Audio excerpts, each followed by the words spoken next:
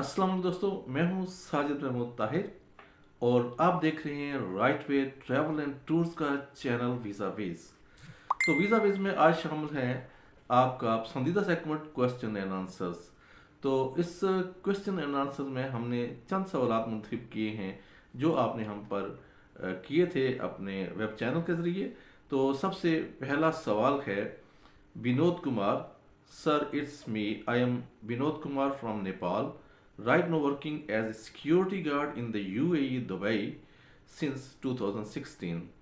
Is it possible for me to work in Hong Kong as a security guard, resident visa from UAE Dubai?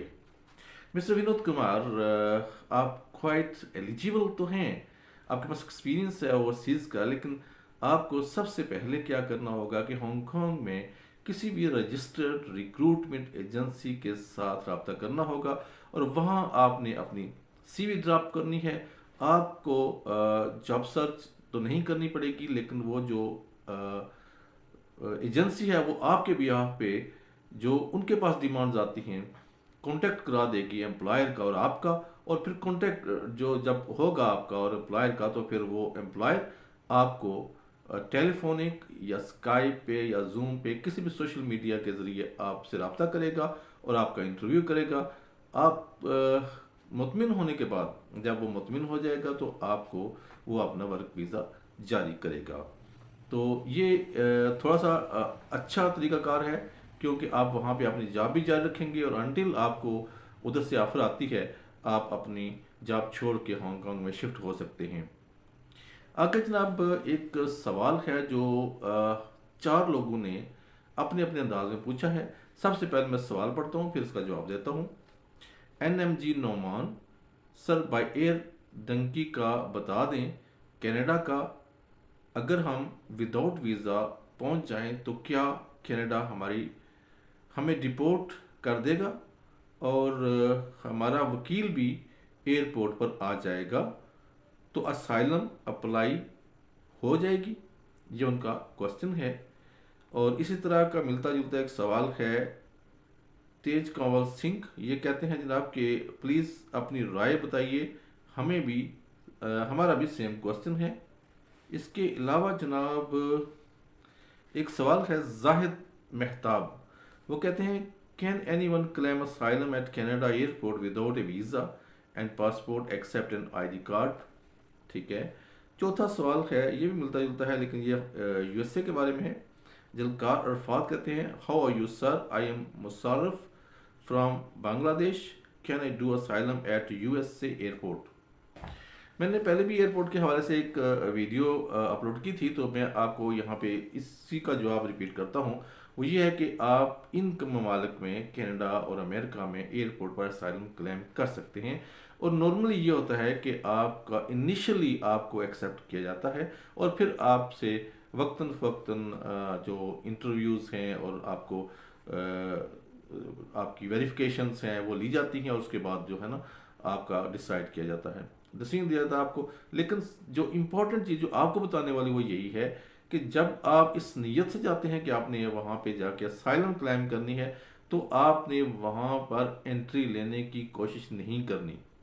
आपने जाते ही first appearance में first instance में आपने बता देना है कि आपका पर्पस जो है वो अराइवल का, लैंड करने का ये है कि आप इस मुल्क में सियासी पनाह चाहते हैं। तो जब आप ये बात कहेंगे तो आपका केस ज़्यादा स्ट्रांग होगा।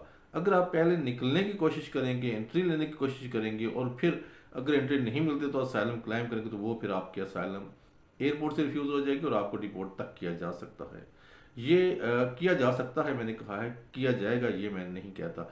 लेकिन अगर आपने पहले ही जाके असाइलम क्लेम कर ली है तो फिर जो है वो प्रोसेस से गुजरेंगे आपका इंटरव्यू एयरपोर्ट पे भी हो जाएगा और उस वक्त तक आपको डिटेन तो रखा जाएगा लेकिन आपको रिलीज़ कर देंगे। ये था इन चारों सवालों का जवाब जो आप कनाडा और अमेरिका के बारे में कह रहे थे। आगे बढ़ते हैं जनाब, आगे कौन सा सवाल ये देखते हैं। बिस्मिल्लाह फैसल कहते हैं ब्रो, मेरी बेटी 3 साल की हो गई है, बाबा यूके में इंडेफिनेट पे हैं, इंडेफिनेट पे थे, 1 साल से ब्रिटिश हो गए हैं, तो क्या मेरी बेटी का ब्रिटिश पासपोर्ट बन सकता है या नहीं? Please reply me too much upset. देखिए, आपको अपसेट होने की ज़रूरत नहीं है। रूल्स और रेगुलेशन के मुताबिक ही आपको एडवाइस की जाएगी। सबसे पहले तो मैं आपको ये बताऊं कि यूके के कानून के मुताबिक जब तक फादर और मदर इन दोनों में से कोई एक ब्रिटिश ना हो, उनकी औलाद का ब्रिटिश पासपोर्ट नहीं बन सकता। उनको सेटलमेंट वीज़े पे जाना पड़ता है, और सेटलमेंट के लिए आपको पता है कि थ्रेशोल्ड इनकम जो है वो आपने बतानी होती है। अगर फ़र्ज़ करें हस्बैंड अपनी वाइफ को बुलाते हैं तो 18,600 उनकी बिफोर डिडक्टिंग द टैक्सेस उनकी ग्रॉस इनकम जो है वो 18,600 पर एनम, यानी कि सालाना 18,600 पाउंड होनी चाहिए।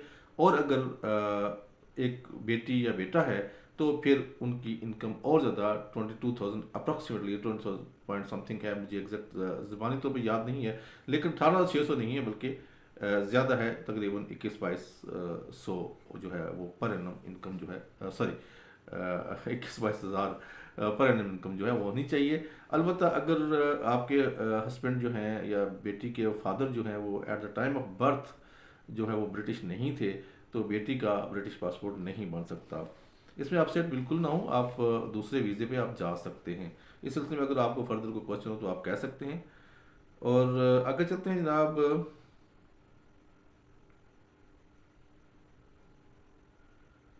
सैड पोइट्री अच्छा, क्या नाम है जी, ये इनका अकाउंट है सैड पोइट्री का। सर, अगर सऊदीया से पाकिस्तान छुट्टी पर गए हों तो क्या डॉक्यूमेंट्स की बुनियाद पर, किन डॉक्यूमेंट्स की बुनियाद पर अल्बानिया वीज़ा अप्लाई कर सकते हैं? लेकिन जी, जब आप अल्बानिया का वीज़ा अप्लाई करते हैं उनके स्पेसिफिक रिक्वायरमेंट्स हैं। सबसे पहले पासपोर्ट तो आपके पास है। अब दूसरी रिक्वायरमेंट ये है कि आपके पास फंड्स होने चाहिए, आपके पास बैंक स्टेटमेंट होना चाहिए। अगर आपके पास पाकिस्तान में बैंक स्टेटमेंट तो आप दे सकते हैं, लेकिन चूंकि आपकी एम्प्लॉयमेंट जो है वो ओवरसीज़ में है, आपकी एम्प्लॉयमेंट सऊदी अरेबिया में है, तो आपके पास अपनी एम्प्लॉयमेंट का कॉन्ट्रैक्ट होना चाहिए, आपकी छुट्टी का जो लीव लेटर होना चाहिए, और आपकी कंपनी आपको ये लिख के दे कि आप विद इन 6 मंथ, जैसे उनका रूल्स रेगुलेशन कहते हैं, 6 महीने के बाद आप वापस अपनी जॉब जो है वो ज्वाइन कर सकते हैं। ये जब डॉक्यूमेंट्स जब तक नहीं होंगे तो आप अप्लाई नहीं कर सकते। कर तो सकते हैं, लेकिन उसका रिजल्ट जो है वो पॉजिटिव नहीं आएगा, और उसकी जो परसेंटेज या पॉजिटिविटी की बहुत कम होगी। उम्मीद है आपको आज की ये इन्फॉर्मेशन पसंद आएगी। Thank you so much. अल्लाह निगहबान।